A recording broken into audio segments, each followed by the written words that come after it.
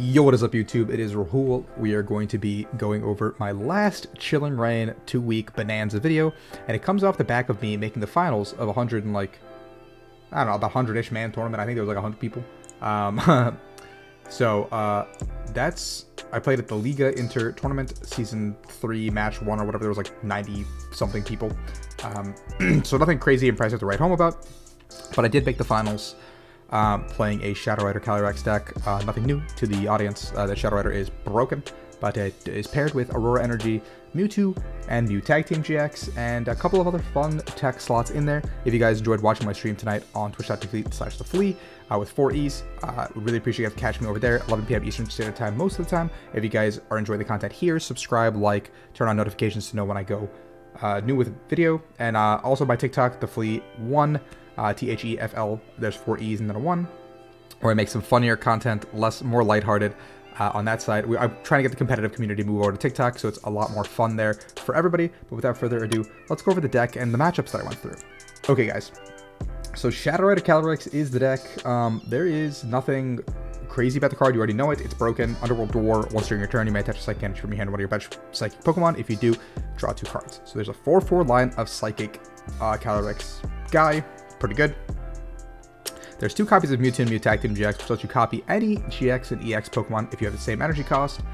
So basically a very splashable Psychic guy, and if you haven't noticed, he's Psychic type, so he can get the energies from this guy.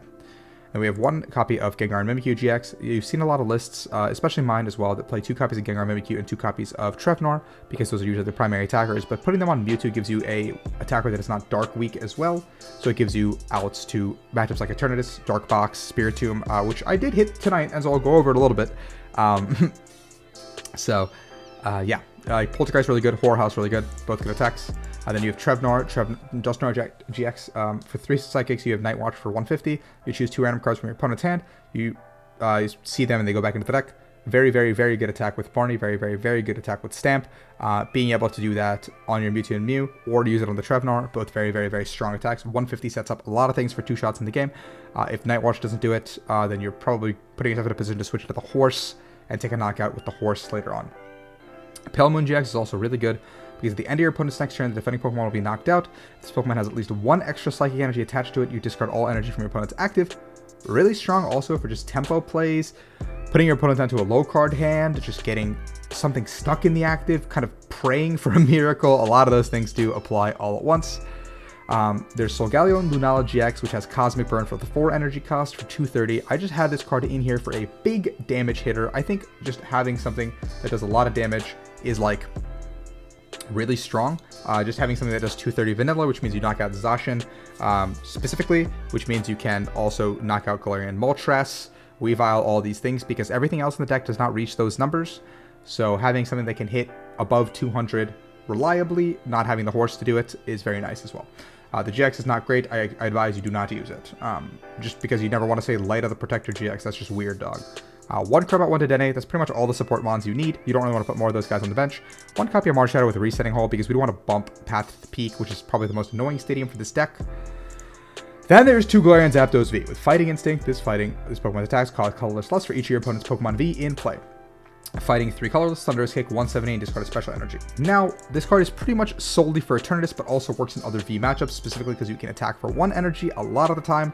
A lot of decks cannot play around that factor specifically, so being able to use Thunderous Kick for 170 is really good, because it sets up the numbers later on with Trevenant for 150, or Poltergeist for 150, 200, whatever. We play 3 Auroras for that very reason. The deck plays 2 Evo Incense, 4 Fog Crystal, 2 Calms, 4 Quick Ball for setup. Very standard across the board. I would like to have more Evo Incense, but I think Calm is also a really cool card, so I wanted to have a combination of both when we're playing a Mewtwo deck. 1 Reset Stamp. I would love to have more, because Reset Stamp late game plus using Night Watch is a really strong combination to just shut your opponents out of the game, put them to a 0 card hand, and make them have to play out of a really weird situation. Obviously, there's a lot of tech cards I'm experimenting with right now, and Stamp I would like to have more of, obviously, for sure. 3 copies of Switch. I think you don't need more than 3. 2 feels like a little bit too little, because you need to actually have a pivot, because you can only attach to bench Pokemon, which is very important to note. I would love to just play more copies of Air Balloon, actually, but I think Tool Jammer is becoming more popular, and Pikarom is still a deck, so Raichu and Raichu paralyzes you. You don't have a switching out. You're stuck. Things get hard. Game gets hard. Simple stuff. So post-rotation, I could see Air Balloon becoming way more popular than just Switch. I played one copy of Tool Scrapper because Eternatus does play Big Charm a lot of the time to just kind of prevent you from one-shotting their guy, putting it at 370 HP, so you can actually just blow through the Eternatus VMAX and take the lead that you want to take. But Tool Scrapper makes it so those Big Charms are useless, and Zapdos gets the knockout where you need it to be. So you can even attack them with the Zapdos, let them knock you out with that Eternatus, boss up another Eternatus, smack into it, and then Tool Scrapper all at once. Or just do the Scrapper that turn and win the game, which is nuts, because you can just do this at any point once you've already hit the Eternatus, because they don't really heal. There's one copy of Chaotic Swell. I was contemplating playing No Stadium, but I think one copy of Chaotic Swell for Path to the Peak and some other niche uses is very strong, because you have Marshadow to bump one of the uses, then you have Swell to set up another bump for the use, and most stadiums play like 3 stadiums most. So you can kind of lock it into place. 3 copies of Boss, 3 copies of Marnie, and 4 copies of Research. Very standard across the board. You could flip-flop the Marnie and Research counts, but otherwise everything is very standard on the supporter side. 3 Auroras, because we want to be able to attach to Mewtwo and discard energy if we need it. Zapdos is the only thing that really uses Auroras, but being able to discard some of these niche attackers or like thin a little bit more is really nice. And then we have 9 Psychic to draw some more cards. People usually go 2-10 as well, but I like 3-9 because we're playing 2 copies of Zapdos and it's an integral part of our strategy. So we're going to cut it here so I can show you guys some of the matchups I went through, the lists I played against, and how I did. So we're going to talk about that now. Our first round, we actually went up against Jose. We're going to talk about all of our matchups here in depth a little bit, show the opponents' lists a little bit, how they finished. You can see it on my screen. We're going to talk about this stuff. Jose did play Water Energies. I think it's showing Grassley might have submitted it, but I think nobody really cared. I didn't notice it when I pulled this up, but I saw Water Energies when he played. He ended up putting himself into a position where he went to a really low card hand on turn 1, and I went ahead and Horror Housed him, and he drew and passed with just a Pierce. He had like 2 Calyrex in play and a Snom, so like he got his board set up, but I went Horror House with the Mewtwo. Did all that, and then turn 2 I started using Trevenant immediately to just start pitching his hand. He went on like a 1-card hand because of my attack, drew for turn, and just used Pierce for 40, and then I got rid of his hand again. He like promoted the Snom, drew for turn. It was a Crushing Hammer. He played the Crushing Hammer, which I think you just hold at that point, because if you, well, I mean, I guess it doesn't matter because I'm getting into your hand. And then he passed, and then I knocked out a Snom, and then he conceded because he could not play the game, which is the strength of Trevenant specifically. Round 2 out against Drayden Davis, who ended up making it to the point of his winning, it looks like, over here against Lil Drowsy, who ended up playing in top 8 later on. But he played a like dark toolbox, Mewtwo toolbox, like red and blue engine kind of deck, which I also featured on my YouTube channel a few videos ago, so go check that out as well. But I didn't have the Silvally in the build. I kind of opted to have a more aggressive, just like straightforward, like draw a bunch of cards, go, go, go kind of thing. This list seems a lot more straightforward and consistent across the board, playing copies of Mallow and Lana and stuff like that to heal your Mewtwo, making Mewtwo your main star and Galarian Moltres your backup star. Now Drayden ended up making a costly mistake on one of the turns where he, I think, just straight up forgot that I used Pale Moon GX on the Umbreon and Darkrai, and he had already ditched one of the balloons, and I was like, if he goes Mallow and Lana for the turn, he's not actually setting up his board, so I win the game. Because he had like a 3-card hand, but I was like, he has to find the last balloon. So he found the balloon, he got the Moltres into play, he Sycamored, like everything was dandy. I was in a really tricky spot, and I was like, if he was retreats here, I just lose the game because I can't do anything in the upcoming turns. And then he passed with the Umbreon and Darkrai active, and I took 3 prizes. And then from there, it just was a one-sided affair because I could just knock something else out going into my turn, and then he can't take 6 prizes in 1 turn, but I can take 1 prize over the course of like 2 turns. So I won there. Really unfortunate for Drayden. Then I went up against Railton, who played Rapid Strike Urshifu.